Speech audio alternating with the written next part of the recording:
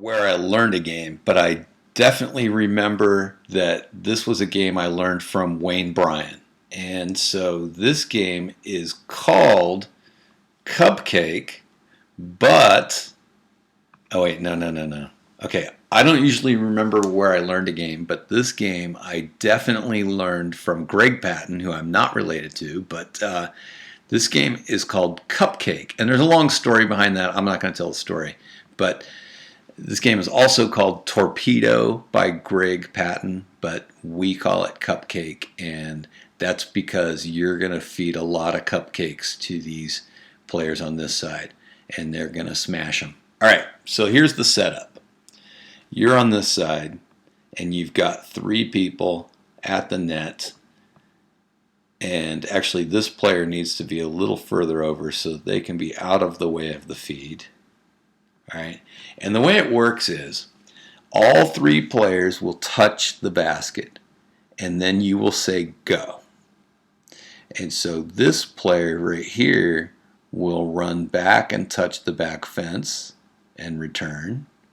This player will touch the side fence or the doubles line of the second court or something else if your court's like, a mile away.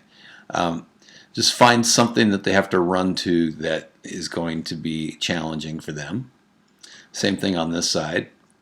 Side fence usually does it, right? Or the double alley of the next court, and they come and return. So while that's happening, while they're running away, then you feed 1, 2, 3 balls. No, wait a minute, wrong order. While these teams are running away, you will feed 1, 2, 3 balls. And then these three players know that they are a team, so this player is going to run to there because they know that they're going to have to get that feed that's over there. It takes them a little while to get on the uptake here. As you start the game, they're going to be like, what? You're going to feed it over there, and they're going to be mad at you. But, they'll learn. They'll get over there. And then so this player is going to come here and take the center ball, and this player pretty much gets to stand almost still and rip a forehand.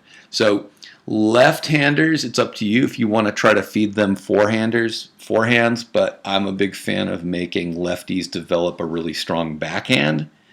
So that's up to you. Sometimes I let them rip some forehands, but generally I want them to be able to control it on the other side. So now, in this initial phase, the only team that can score is this team. So the scoring goes like this. Every time one of their shots touches the ground, then they get a point. And every time this team successfully volleys a ball into the court, then they get a point. The team over here gets a point if this team hits a ball out of the court. So out meaning wide, long, right? But not in the net. So if this team hits a ball in the net, they only give up a half a point. So they have to hit 2 balls in the net for that team to get a full point. And the reason for that is to encourage them to keep the ball really low to these people. So one of the awesome things about this is that the holes for them to hit into are so small that when now they play a game where there are only 2 net people, then those holes between the people are going to seem incredibly large. Very important rule. No lobs. They absolutely cannot lob. So the rule is if a player puts their racket all the way up and the ball goes over that outstretched racket, then we call that a lob, and this team gets a point for that. So this is all hard forehands off of pretty easy balls to pretty much crush at the net people. It's really amazing how good kids get with their reflexes with this game. So I would say especially with my girls' teams, that their confidence at the net is dramatically boosted by having balls blasted at them and read the ball off that racket and really becoming solid up there. And then, on this side, obviously, then using your ground strokes well to hit low balls to the opponent is really an important skill. So, I mean, in doubles, basically, we want to keep the ball low at all times, unless it's a lob. So, I have other games that encourage lobs and overheads, but this is not one of them.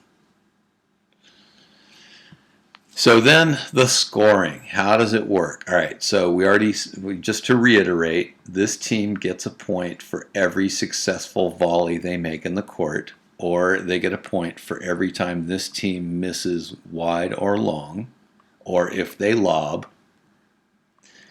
This team gets a point for every missed volley that they make, so if they miss a volley, or the ball touches the ground, because everybody should be close enough to the net that they can take the ball out of the air. All right, and it's the first team to win 5 points.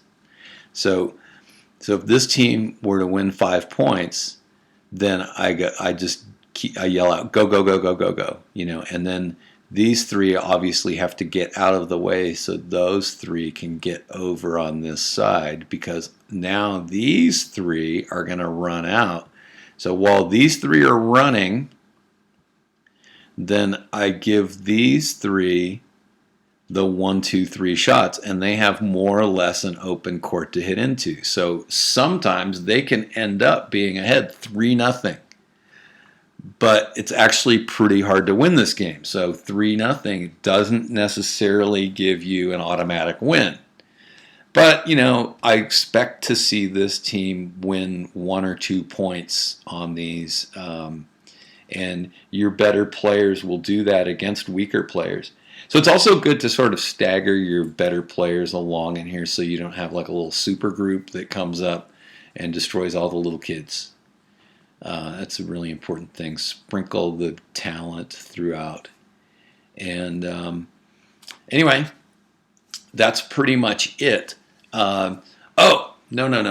Now, one really weird rule about this game is that these people can actually hit a ball after it's bounced twice. So it just adds an extra flavor of high intensity to it. So they can continue to play the ball after it's bounced twice or even 3 times. I mean, just keep in mind, it's a fun game, and it's all about learning to hit hard shots and also being able to volley some really strong shots. So that's a really important detail to the game. So people shouldn't give up on the ball. Now, sometimes then you have people who keep hitting even though the game is already over. So I'm very strict about the rule that once one team gets to 5, that we don't hit another ball. And so you can come up with your own penalty, but my thing is every team gets 1 warning, but then after that we call it a violation. And they either have to sit out for 1 entire rotation or do 10 push-ups. And I don't necessarily enjoy punishing people with exercise necessarily, but it does act as a pretty strong deterrent from them continually hitting an extra ball that then becomes unsafe. So play this game as safely as possible. I definitely have had to stop the game because there were 1 or 2 people who were playing unsafely, and they quickly learn if they want to play this that they all have to cooperate in making it as safe as possible. So enjoy this game. It's been one of my favorites. Not all the kids love it, but after a while they get used to it. Some kids love it a lot. Some kids love this game a lot. All right, so please subscribe to my YouTube channel. and like this video. And then if you want to send me an email to 720degreecoaching@gmail.com saying join, then I'll put you on my email list.